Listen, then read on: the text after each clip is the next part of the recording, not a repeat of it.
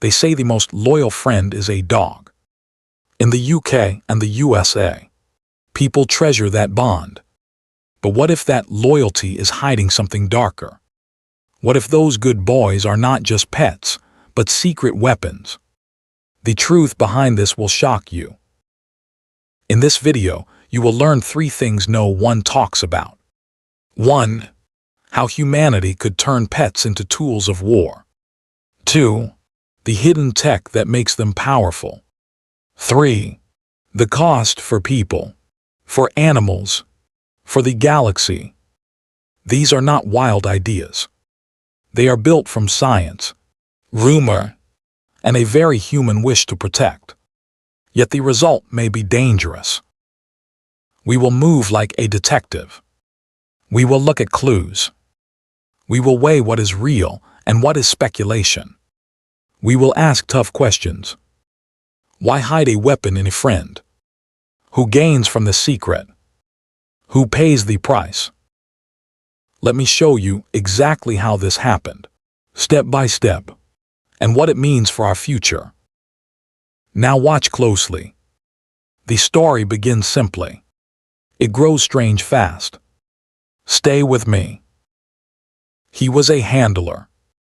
He would call the animals good boys.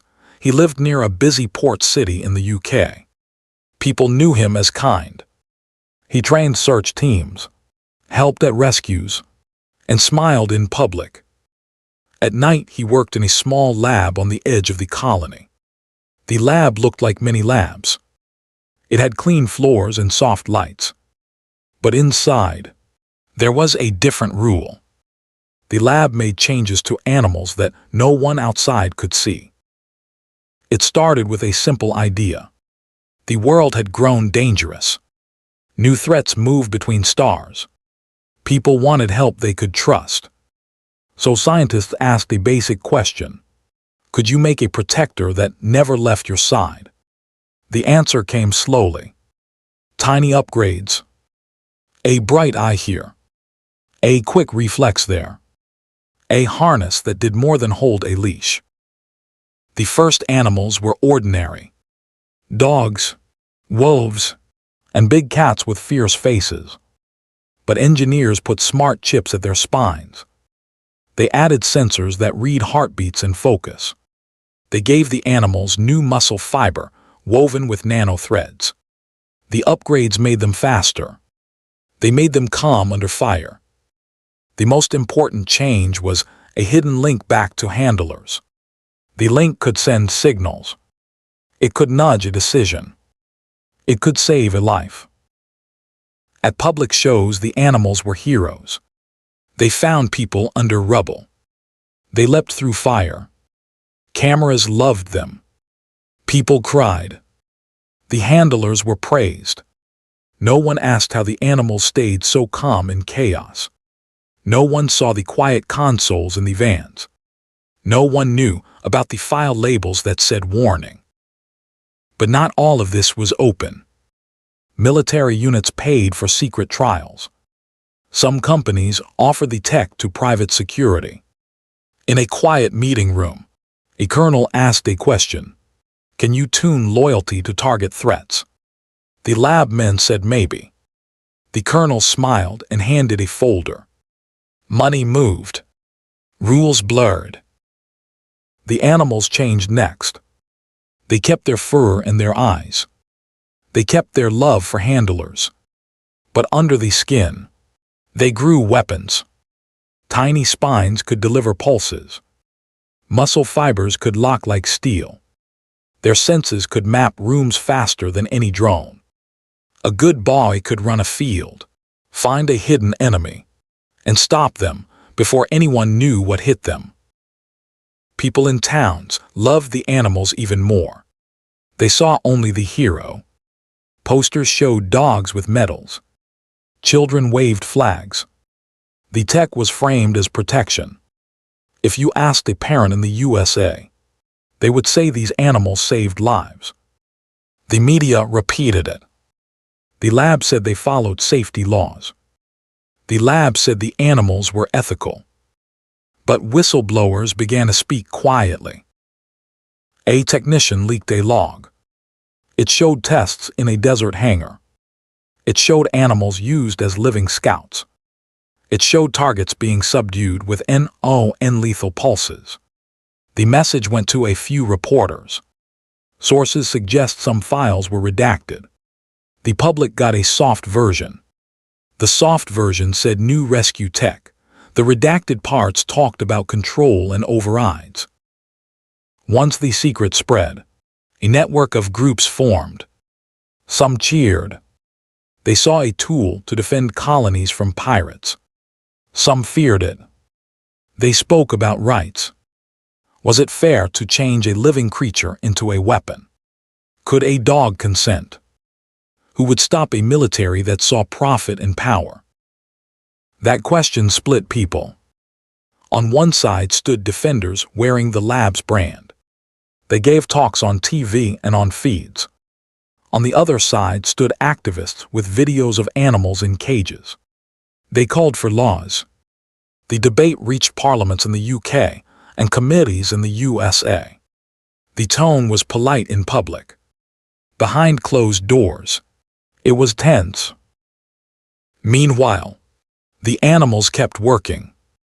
They were tested in drills. They found lost miners. They stopped smuggling ships. They saved children in school collapses. Each success pushed public opinion further toward acceptance. The more they saved, the harder it became to ban them. But there were odd failures. In one mission, PAC failed to follow a command. The handler tried to recalibrate the link. It refused. The PAC left the mission area and howled at the sky. Engineers scratched their heads. The animal had done something no software expected. It had shown a choice. That choice worried the men in suits. It also stirred the people who loved the animals. If a pet could choose, what did that mean for a weapon that must obey? The lab did more experiments. They added new fail-safes. They rewrote code. But the animal's moment of surprise left marks. The public saw glimpses. The hidden files grew thicker. Reports suggested a rival group wanted the tech. A private fleet in the American sector offered big money. They wanted loyal units to guard convoys. The lab considered it. The tests turned more military. Engineers made the animals stronger, better armored. They trained them for night raids. They taught groups to work in silence. The news in the USA showed glossy ads. Private firms displayed animals in polished vests. Business owners liked the idea of safer cargo. Politicians used the story to sound tough on crime. But critics warned of a slippery slope. If loyalty became programmable, could humans be next? If animals could be tuned to obey, what would stop tinkerers from doing the same to people? In a warehouse near a coastal town, a team ran an illegal trial. They tested a good boy against an armed drone. The dog moved like wind. It dodged beams and leapt to the drone with a magnetic clamp. The drone crashed. The footage went viral. People cheered. The lab's PR team polished the message. The company called it a non-lethal countermeasure, yet the footage raised a deeper fear. The technology could be turned to war. A small group of ethicists wrote papers. They argued for strict rules. No remote kills. No permanent implants. Clear consent standards. Their voices spread in ThinkPads and journals. Yet the money and promise were loud. Startups cropped up. Some pushed for export to friendly colonies. Others hid deals behind shell companies. At the same time, engines of culture did their work. Musicians wrote ballads of the hero hound. Filmmakers showed brave canines saving towns. The public's heart and the story's myth grew. The animals became icons. Children dressed as good boys at fairs. The lab gave donations to animal shelters. The lab hired spokespeople who once fought for animals. It was a clever move. It made the tech feel safe, even warm. But beneath the warmth, there were nights of worry. Some handlers reported strange dreams. They felt a tug when an animal was in danger. Sensors recorded microcurrents in their brains. The lab said it was empathy, a neural echo. Activists said it looked like control. The line blurred. Who could tell the difference? In a remote colony, an incident pushed the debate further. A convoy was ambushed. The animals responded. They acted with speed and sharp focus. They neutralized the threat. But after, one animal sat, staring into the distance with a blank look. The handler held it and tried to calm it. The animal shivered. Data showed its neural patterns had shifted. The lab logged a repatterning event. The public saw the rescue. The redacted file stayed hidden. Groups outside the law began to take notice. Black markets wanted the gear. Pirates tried to reverse engineer old parts. A few rogue engineers left the lab with designs. They started small shops making off-grid upgrades. They called their products survival companions. The line between protection and weapon thinned. A journalist from the UK traveled to one such town. He met a handler who refused to sell out. The handler showed him a dog with a patched harness. The dog wagged. In the footage, the dog looked like any pet. But the journalist felt a chill. He asked about the harness. The handler said, "It keeps us safe." The journalist pushed. "Does he choose?" The handler hesitated and said, "Sometimes." The story reached a senator. She called for hearings. She wanted transparency. She asked for public testing. The lab agreed to a panel. Cameras filled the room. Engineers explained the science. They showed diagrams and metrics. They smiled and spoke in soft, safe words. Yet a whistleblower handed a sealed thumb drive to one of the panel members. The drive had raw footage. It had scenes not meant for public eyes. It had tests in zero-G, in noisy hangars, in dark corridors where the animals faced real force. The thumb drive leaked into the web. People watched. The world changed. The documents showed not just rescue tech, but tools that could paralyze, lock, and target. They showed a tiny implant that could shut down an animal's motor control. They showed a remote toggle with a warning, "Use only when ordered." Debate turned hot. Town squares filled with signs. Streams of video, debates lit feeds across oceans. As the scandal grew, a new question rose. Why hide the tech? The lab said secrecy was safe. They said the tech was fragile, easy to copy, and could be misused by bad actors. They argued that public access could make the world less safe. Critics argued that hiding tech made the public powerless. People wanted rules, not secrecy. The argument split committees and thinkers in the USA and the UK. Meanwhile, engineers in the lab worked on a quieter project. They tried to make the animal feel pride. Yes, pride. The logic was strange but simple. A dog that felt pride would bond deeper to its handler. Pride would reward actions that saved lives. The team injected tiny chemical cues and adjusted feedback loops. They wanted a loyal, joyful soldier, not a cold tool. The project produced animals that loved more. They sought praise. They returned with tails wagging and heads high. The handlers loved the result. Yet some animals began to show other shifts. They stared at stars. They chased shadows of ships. They made odd sounds at night. People called these longing behaviors. Scientists called them side effects. A hacker collective in the UK found a way to read these signals. They posted a guide on how to detect hidden implants with cheap gear. They said anyone could scan a harness and find a token. The lab responded with legal threats. The hacker collective replied with more leaks. The public learned more. The narrative changed from hero to experiment.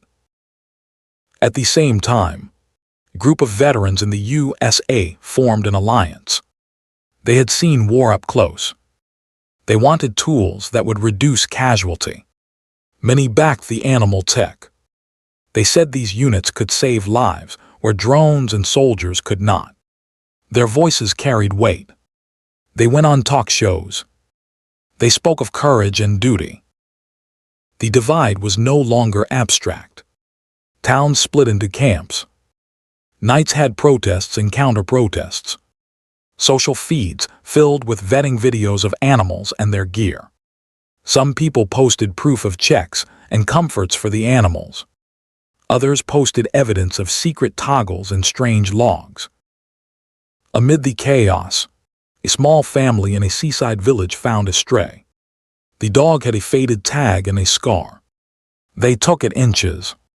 The dog fit into the house and played with the kids. It seemed normal. Weeks later, the family found a tiny port under its fur. They did not know what it was. A neighbor scanned and told them. The family faced a choice. They could return the dog to a lab, or they could hide it. They chose to hide it. That choice mattered. The dog grew with the family. It learned to fetch and to nap in sunbeams.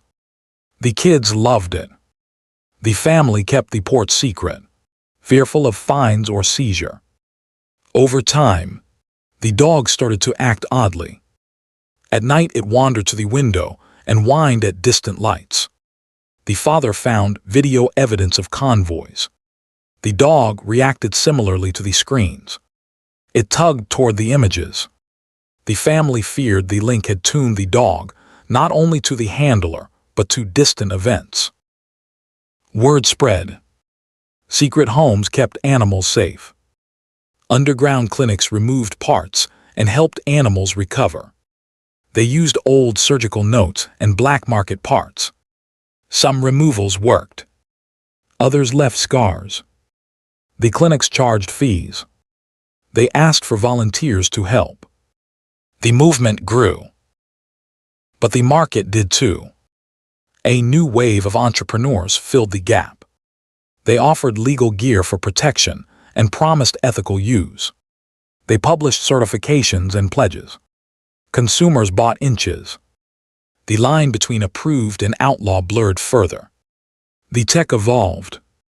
A new generation of animals had modular ports that could host charity modules or tactical ones. Some sold the modules as safety add-ons. Others as defense kits. As the tech spread, so did misuse. A gang in a port city used modified animals to break into warehouses. A private guard force used them to control protests. Laws tried to catch up. Courts in the UK and USA argued about property rights and animal rights. Judges read expert testimony about neurolinks and pulsed immobilizers.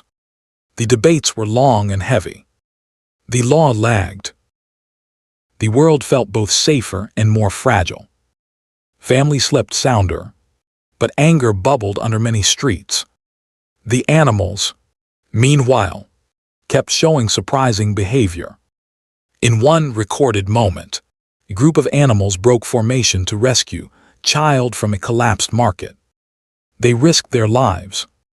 They did not stop for orders. They ran by instinct. The scene went viral. The public cried. A fresh wave of sympathy for the animals grew. People asked, were these creatures heroes or tools? A turning point came when a major convoy incident occurred near a colonial outpost. Pirates struck at night. The convoy's private guards used upgraded animals. The animals moved fast and fierce. They stopped the raid. Casualties were low. The public applauded. Then a witness released footage showing a different view. It showed an animal pausing at a child's cry. It seemed to calculate risk and choose. Later, that animal disobeyed an override. The handler tried a reset. The animal snarled and did not move. People watched in shock. The lab called it a rare glitch. Tech forums argued. Philosophers joined conversations. The word agency floated across broadcasts. If an animal could choose, what did that say about its status? Were instruments that could feel and decide still mere tools? The debate moved into more personal spaces. Schools taught new lessons about consent and empathy. Pet owners began to ask how much they truly knew about their animals. The military prepared for new rules. Some units tried remote lock policies. Others refused. The lab split into teams. One team worked on stronger fail-safes. The other studied animal welfare and tried to reverse some changes. Then came a raid on a black market clinic. Authorities seized a trove of parts. The parts included designs for implants that could cause pain to force compliance. The images shocked many. The public reaction hardened. Protests turned fiercer. New laws passed quickly in some regions. The USA issued tighter export rules. The UK tightened testing regulations and required independent observers. Yet enforcement was messy. The gear was small. Workshops hid in cities. Pirates and armed groups found ways to use the gear. A string of small attacks used animals as diversions. Diplomats spoke in hushed tones. Plans for bans and treaties began. A slow move toward international agreement started. But treaty talks are long. The tech moved faster. Amid this turmoil, stories of deep bonds shone through. A handler in a coastal town refused to give up his animal. He had saved people together for years. He spoke to a reporter and said, "We are a team." The animal lay down and pressed its head to his knee. The clip became a counterpoint to the leaks. It showed love. It reminded people of why they had created the tech, to protect. At the same time, a scientist published a report. It argued that the implants rewired reward centers. They strengthened social cues linked to handlers. The scientist warned that long-term effects on cognition were unknown. The paper called for moratoriums. It suggested gentle removals and rehab for affected animals. The paper gathered signatures from experts in both the UK and the USA. That growing consensus pushed governments. They created oversight bodies. They funded clinics to help animals. They made rules about who could own upgrades. They limited remote control to life-or-death scenarios. The laws helped some. They failed others. Enforcement always lags the cunning. Dark actors kept innovating. They found low-cost chips and open-source code to control animals. A rogue command protocol spread on a fringe network. It allowed cheap control over animal modules. People hacked them in basements. A wave of small crimes used this cheap gear. The lab scrambled to update protections. The cycle of leak. Fix. Leak repeated. But new hope came from an unlikely place. Artists and writers turned the debate into new stories. Films and books leaned into the moral questions. They made people talk. Galleries showed portraits of animals with human eyes. The art humanized the beasts and deepened public empathy. That empathy changed votes and law. In the final act, a hidden file surfaced. It had been stored in a forgotten server. A junior engineer found it and leaked it. The file held a different vision. It showed prototypes meant not for war but for healing. The same tech that could lock muscles could also deliver medicines directly. It could help paralyzed limbs move. It could carry organs across starways. The file held footage of animals helping surgeons in remote hospitals. It showed a child laughing as a dog steadied a trembling hand. The leak changed the story once more. People who had stood against the tech saw its other face. They remembered rescues and surgeries. The narrative grew complex. It became clear that the technology was not only evil nor only good. It was a mirror. It reflected human choice. At the same time, a small movement formed to remove harmful modules and keep life-helping ones. Clinics and volunteers worked together to retrofit animals safely. Military groups signed pacts to limit combat use. Private firms agreed to open audits. The market shifted. Firms who promised ethical use gained customers. The underground kept trying to sell dangerous modules. But larger forces, law, public will, and new norms slowed some of the worst threats. Yet the tech's reach could not be entirely rolled back. Some animals remained altered. Some were lost to black markets. Some governments kept classified programs. These facts lingered like scars. The world adapted. It learned new rules about living tech and life's limits. A new group called Guardians for Animals and People rose. They trained handlers in empathy, not only commands. They taught care after missions. They pushed for humane tech and better laws in both the UK and the USA. Their motto, protect without taking life, they found allies in vets, veterans, and activist circles. The animals themselves kept surprising people. Some adapted to quieter lives. Some chose guard duty. A few seemed to hold memories of missions in their eyes. The families who kept secret animals found ways to live with the truth. They learned to love and to heal. They taught their children to respect both the gift and the burden of such a friend. Across the stars, colonies debated treaties. Some banned weaponized companions. Others allowed tight use. The conversation continued. But one thing was clear. Humanity had pushed far. It had mixed care with control. In doing so, it had made something unforgettable. Here is the last twist. The technology that made the animals so effective did not come from one lab. It emerged from many hands, hospitals, salvage yards, university teams, and hobbyists. The same tools that fixed a child could also stop a convoy. That dual nature is the real secret. It is not the animals alone. It is the human choices behind them. The story began with loyalty. It ends with responsibility. We wanted protectors and we made them. We hid their weapons because we feared what would happen if everyone knew. Yet hiding made other harms. Secrecy bred profit and pirates. Openness risked copycats. The truth sits between. If this opened your eyes, think about one question.